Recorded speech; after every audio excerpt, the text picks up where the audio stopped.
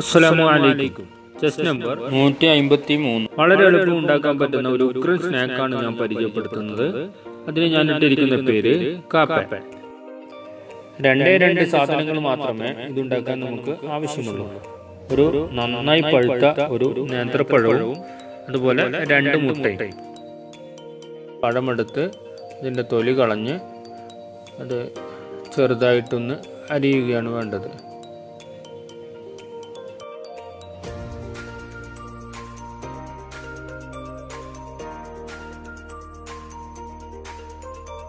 ഇനി അരിഞ്ഞു വെച്ചിരിക്കുന്ന പഴം ഒന്ന് വാട്ടിയെടുക്കണം. അതിന് ഞാൻ കുറച്ച് നെയ്യ് ഒഴിക്കുന്നു.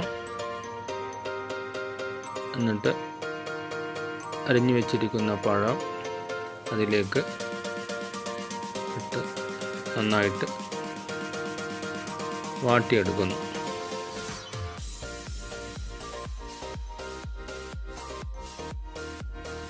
ആവശ്യമെങ്കിൽ ഒരല്പം പഞ്ചസാര ചേർക്കാം.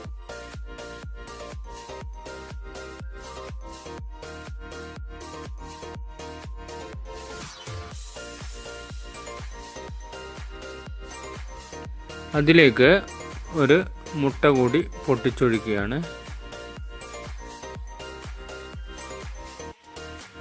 ഇപ്പോൾ ഫില്ലിംഗ് ഏകദേശം റെഡി ആയിട്ടുണ്ട്. ഇനി ഇത് നിറക്കാനുള്ള പെട്ടി ഉണ്ടാക്കാനുള്ള പരിപാടിയാണ്. അപ്പോൾ അതിനു വേണ്ടി ഒരു പാൻ എടുത്ത് അതിലേക്ക് ഞാൻ നേരത്തെ കലക്കി വെച്ചിട്ടുണ്ടായിരുന്ന മുട്ട ഒഴിച്ചിരിക്കുകയാണ്. അത് മാക്സിമം വലുതാക്കി എടുക്കുക.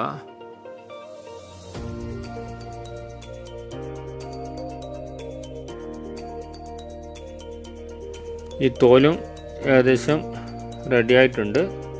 ഇത് ഞാനൊരു പ്ലേറ്റിലേക്ക് മാറ്റുകയാണ്. ഇനി ഇത് ഞാൻ 4ആയി ഭാഗിക്കുകയാണ്. കത്തി കൊണ്ട് 4ആയിട്ട് ഭാഗിക്കുകയാണ്.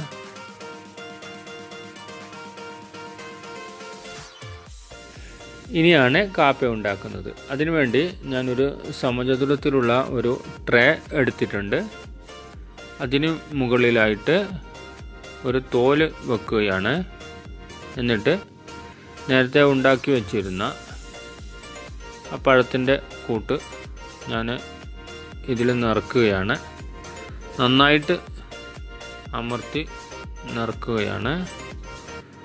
നന്നായിട്ട് ഫില്ല് ചെയ്യുന്നു.